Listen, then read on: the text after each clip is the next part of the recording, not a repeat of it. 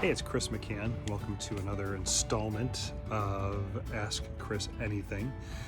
Last week, I received an inquiry from Juvie here in Santa Monica. It says, I'm a husband and father. I'm a fitness instructor. I'm expanding my career toward firefighting. I'm making a career change, and I'm fearful of spreading myself so thin that I'm no good in any one direction. Am I overthinking this? Well, Juvie, the answer is yes. You are overthinking it. The antidote to overthinking is understanding.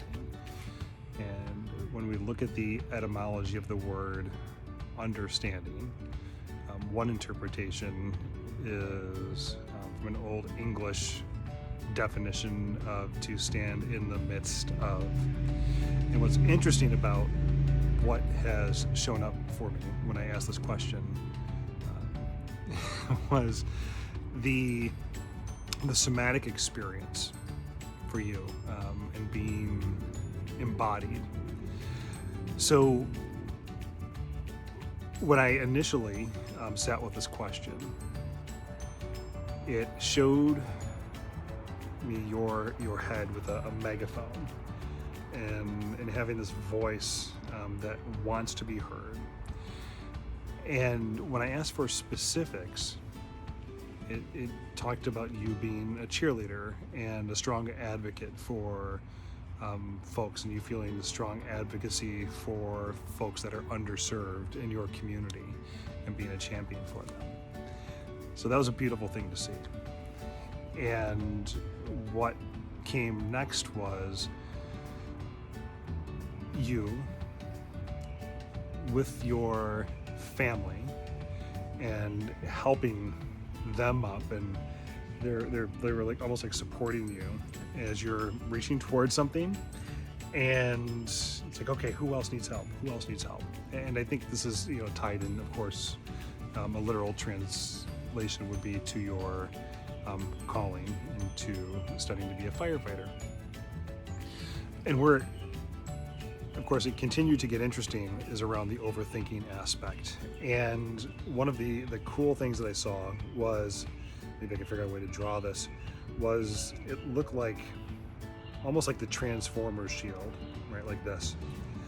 And the implication was that you're a warrior, and then as I'm identifying that this is a shield, it then turns into a book. And so then I see you sitting at a desk, just studying and writing so passionately and with such intention. You had glasses on, and I didn't see you with your beard on. That's the last time I saw you, was with that, and just going after it and writing and writing and writing and writing. So to come back to the understanding aspect as an antidote to overthinking. I mean, you're right to ask these questions because we can spread ourselves so thin, particularly when we're being in service of others. So there's an aspect of this where you need to ensure that you are taking care of yourself and preserving self. So preserving and preserve, if that makes sense. So take care of yourself first, put on your own oxygen mask, etc. It's a pretty common theme right now. But with that, there's the aspect of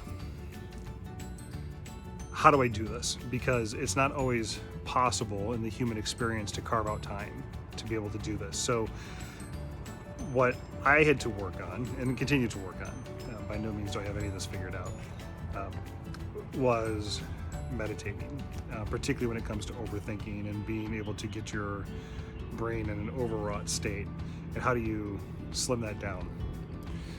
It's just not always possible to carve out an hour to meditate, or 20 minutes, or half an hour, or whatever the number might be. So I did see this image of you sitting on the edge of your bed. It was as if your wife was asleep. I didn't see her, but this is the state, and it was in this shade of blue. And you were wearing pants, your shirt was off, and you were sitting here like this.